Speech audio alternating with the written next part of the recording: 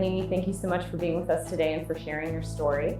I know that you've been at Marriott for most of your career. Can you take us through how you started in the investor relations group and are now CFO? Sure. I started in investor relations. It's a wonderful mix of both internal and external finance work, kind of this great communications between the company's strategy to the outside world, and then also relaying information from the outside world to management. So I really liked that. But I also recognized that it wasn't really going to be the end of my career. I didn't want to do it for 25 years. It then really moved on to doing deals. And it's one of the things I feel really strongly about for people's development is to get experience negotiating. There's really no substitute for learning how to sit across the table from somebody who wants to take something from you and you'd like to take something from them, and really finding a way to get to a place that works for both, or perhaps not, but really going through that process.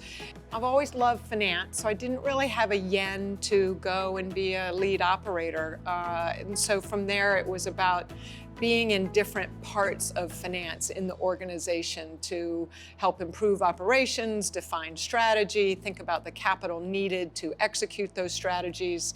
And then my last role before I took the role of CFO for Marriott was being the CFO for the Ritz-Carlton brand, which really offered unique opportunity to take like 100 little businesses themselves and try to make the most of them with the teams who run those hotels. And there again, a really unique operations role, but also working with teams in a way to help them affect the strategies. So breadth and depth, which is, to me, that is critically important, is that people think about both getting really good at something, but also diversifying their experiences. When you started in finance, which is such a male-dominated profession, how do you keep moving forward when there aren't that many women ahead of you? It's evolved a lot. There were people ahead of me who, frankly, had it much more challenging than I did. And I think I can already see there are many more women CFOs, for example, than there were even when I took the job. So I do see good progress.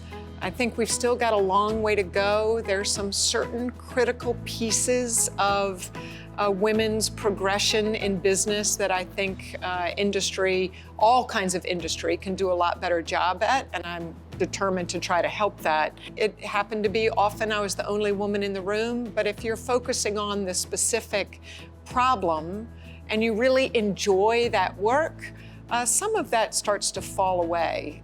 Hotel and hospitality was hit very hard during COVID. What were some of the challenges you faced and some of the successes you were able to have?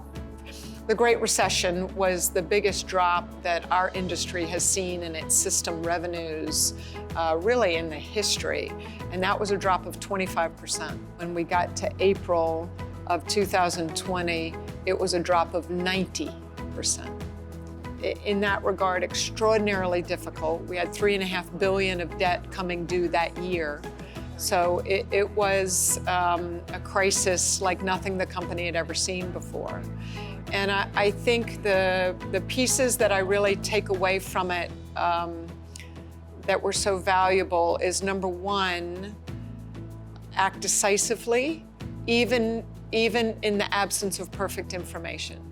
Better to go ahead, make a decision, do it, and then adjust from there. So nimbleness, decisiveness, really making a clear decision is really important. And then the last thing is relying on your team. There was so much that needed to be done. You really couldn't afford to be in all the decisions. You had to pick the ones that I knew were most critical that I play in, and then for the rest, let the teams do their thing. These are teams that you have a tremendous amount of confidence in, and they were just such incredible parts of the solution, of how we made it through it. I've never seen a group mobilize the way they did on behalf of the company, despite needing to take care of their families, their communities, their friends. It was a really inspiring time.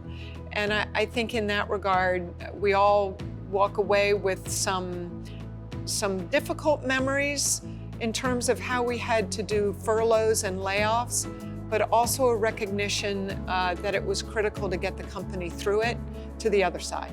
Wonderful. And what's the best advice you've ever received? To make sure that you love what you do and then have water roll off your back. And I think what that really means is when something happens that you're not happy about in the workplace, about how you did or how a certain meeting went or how you presented a problem, it's fine to learn from it. It's important to take the learnings from it and apply it, but it's also then important to move on.